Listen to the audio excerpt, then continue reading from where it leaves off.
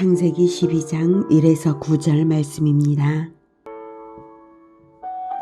12장 여호와께서 아브람에게 이르시되 너는 너희의 고향과 친척과 아버지의 집을 떠나 내가 내게 보여줄 땅으로 가라. 내가 너로 큰 민족을 이루고 내게 복을 주어 내 이름을 창대하게 하리니 너는 복이 될지라. 너를 축복하는 자에게는 내가 복을 내리고 너를 저주하는 자에게는 내가 저주하리니 땅의 모든 족속이 너로 말미암아 복을 얻을 것이라 하신지라. 이에 아브람이 여호와의 말씀을 따라갔고 롯도 그와 함께 갔으며 아브람이 하란을 떠날 때에 75세였더라. 아브람이 그의 아내 사레와 조카 롯과 하란에서 모은 모든 소유와 얻은 사람들을 이끌고 가나안 땅으로 가려고 떠나서 마침내 가나안 땅에 들어갔더라. 아브람이 그 땅을 지나 세겜 땅 모레 상수리 나무에 이르니 그때에 가나안 사람이 그 땅에 거주하였더라. 여호와께서 아브람에게 나타나 이르시되 내가 이 땅을 내 자손에게 주리라 하신지라. 자기에게 나타나신 여호와께 그가 그곳에서 제단을 쌓고 거기서 베델 동쪽 산으로 옮겨 장막을 치니 서쪽은 베델이요 동쪽은 아이라. 그가 그곳에서 여호와께 제단을 쌓고 여호와의 이름을 부르더니 점점 남방으로 옮겨갔더라. 사랑하는 형제 여러분, 12월 27일 월요일 새벽 묵상에 오신 것을 환영합니다. 지난 11장에서는 바벨탑으로 인한 민족의 분산과 셈 후손의 족보를 아브라함까지 보았습니다. 본장에서는 드디어 아브라함이 하나님께 언약을 받습니다. 언약을 받을 아브라함이었기에 11장에서부터 관심의 초점이었음을 알 수 있죠. 그런데 아브라함의 선택에 대해서는 노아의 축복을 받은 셈의 후손이라는 점 외에는 특별한 것이 없습니다. 저는 바로 그 점이 성경이 강조하는 점 중 하나일 것이라고 생각합니다. 창세기 9장 26, 27은 노아의 축복과 저주인데요. 셈이 하나님의 제사장 족속이 될 것과 가나안은 셈 족속의 종이 될 것을 말한 것입니다. 창세기 9장 26, 27절. 또 이르되 셈의 하나님 여호와를 찬송하리로다. 가나안은 셈의 종이 되고 하나님이 야벳을 창대하게 하사 셈의 장막에 거하게 하시고 가나안은 그의 종이 되게 하시기를 원하노라 하였더라. 이렇게 셈이 이렇게 축복을 노아의 아버지 노아로부터 받았는데요. 하나님의 언약을 아브라함이 받음으로써 셈의 여러 후손들 중에서도 특별히 아브라함이 선민의 조상으로 선택되었습니다.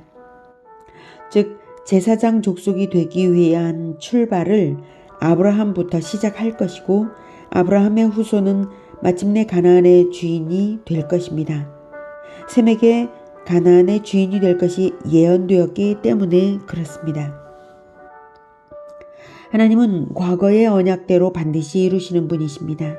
성경의 하나님의 말씀은 한치도 틀림없이 성취되었고 지금도 성취되고 있습니다. 창세기 9장 26절이 하나님의 언약이 아니라 노아의 예언이지만 하나님의 언약이 노아의 예언을 업어서 성취될 것입니다. 어떤 언약일까요? 창세기 3장 15절에 여자의 후손 언약입니다. 에덴에서 첫 범죄를 저지르게 만든 마귀에게 선언하신 인류 구원 언약이죠.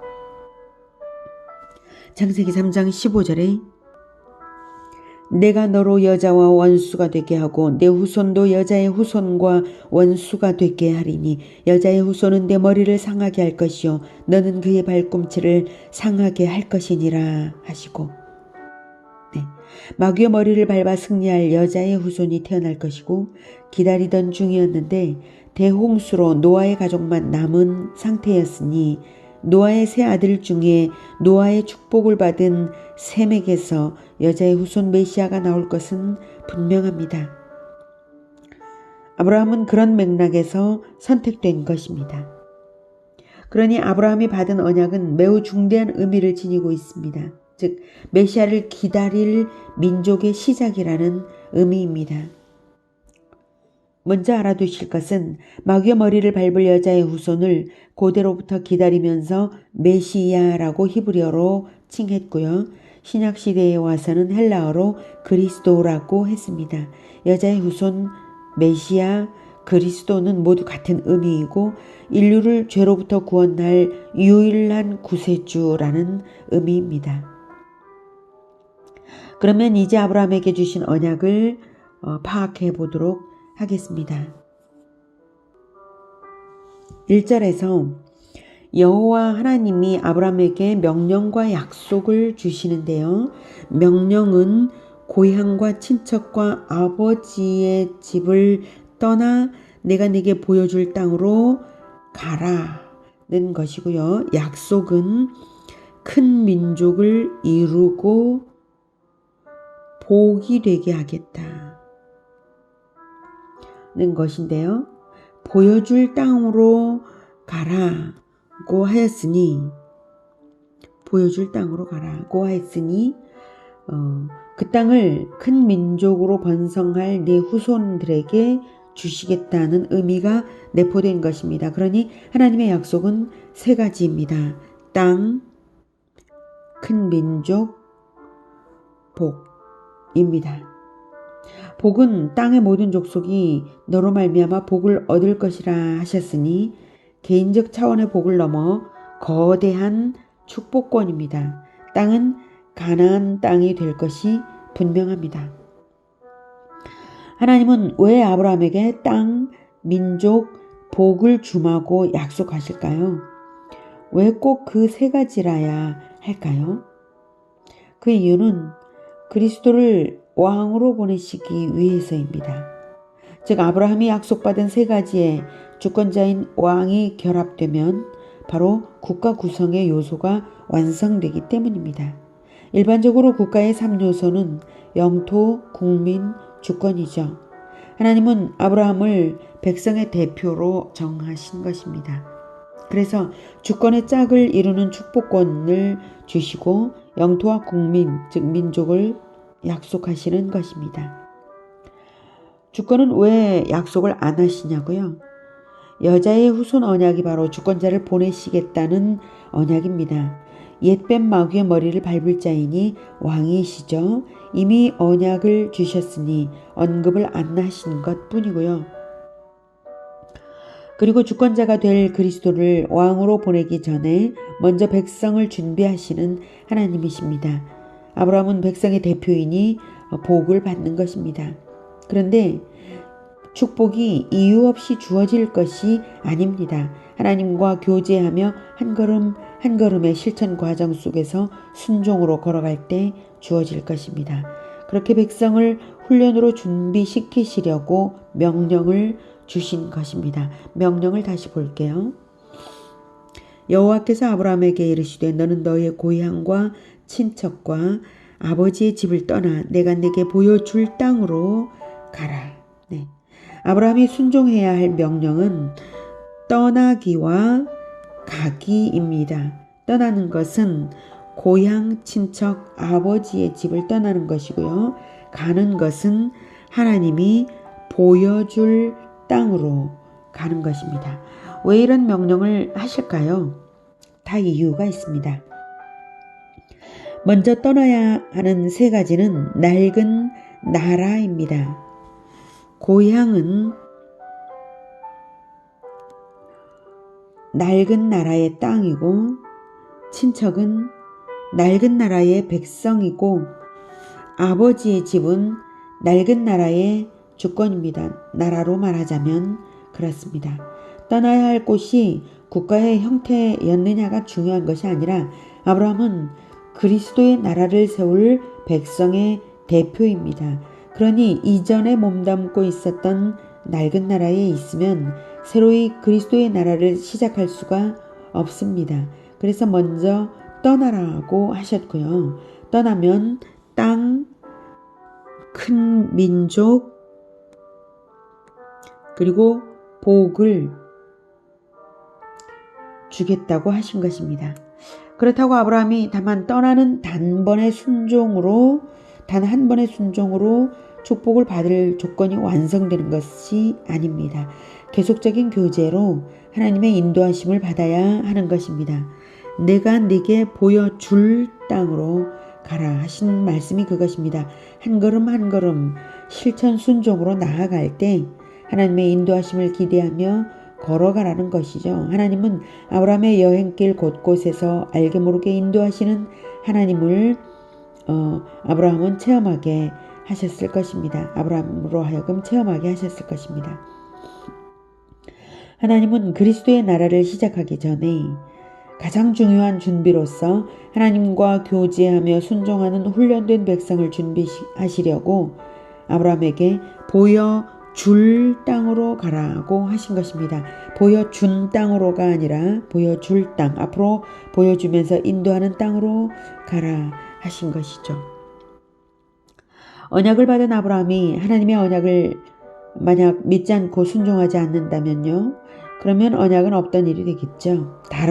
또 다른 믿는 자가 선택되었겠죠. 여기서 우리는 실천적 적용점 두 가지를 발견하게 되는데요. 아주 보배로운 두 가지입니다. 그것은 믿음과 교제입니다. 하나님이 아브라함에게 바라신 것이 바로 그것입니다. 교제 속에 순종이 포함됩니다. 하나님과 교제하는 것은 순종하며 교제하는 것이니까요. 언약은 믿는 자에게 주어진 것이고 믿음으로 받아서 순종으로 성취됩니다. 그 과정이 하나님과 백성의 교제로 진행됩니다. 믿음과 순종의 교제를 하는 백성이 하나님의 진정한 백성입니다. 아브라함은 그래서 4절에 나온 것처럼 여호와의 말씀을 따라갔고 5절에 나온 것처럼 가나안 땅으로 들어갔습니다. 하나님의 인도하심이 있었을 것입니다. 예언대로 가나안의 주인이 되도록 하시려고 말입니다. 7절에서는 마침내 이 땅을 네 자손에게 주리라고 확정적으로 말씀하십니다. 아브라함도 제단을 쌓아 예배함으로써 감사의 화답을 합니다. 이로써 아브라함의 후손이 세울 하나님 나라의 영토는 확정되었습니다. 오늘은 믿음의 조상 아브라함을 통해서 하나님의 복받는 백성의 자세 두 가지를 배웠습니다. 언약에 대한 믿음과 순종의 교제입니다. 믿음도 지속성이고 교제도 지속성이 중요합니다. 우리는 어떤 언약을 언제까지 믿어야 할까요?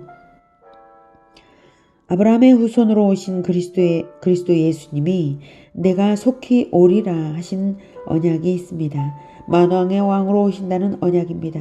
그 언약을 받는 우리가 지킬 명령은 마태복음 28장 19절에 모든 민족을 제자 삼아 예수님을 가르쳐 지키게 하라는 명령입니다.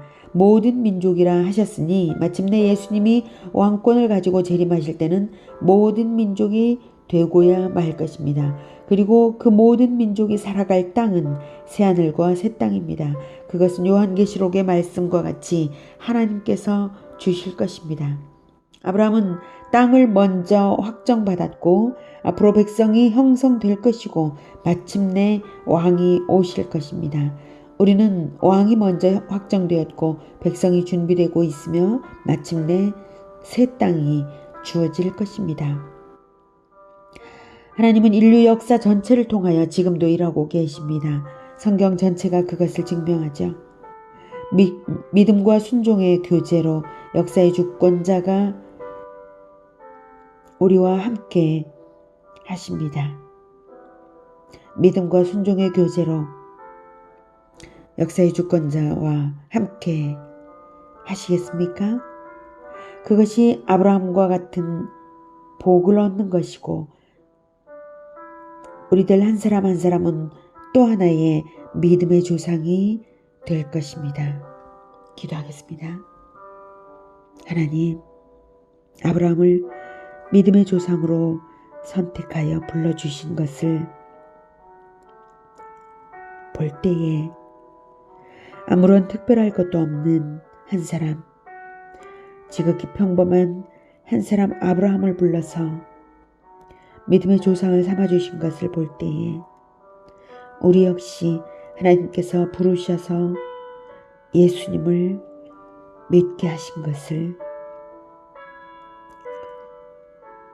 알게 되고 또한 감사합니다. 하나님, 우리를 아브라함과도 같은 믿음의 조상으로 부르셨으니 우리가 이제 아브라함에게 명령한 그 떠나기와 가기를 잘할 수 있게 하여 주시옵소서.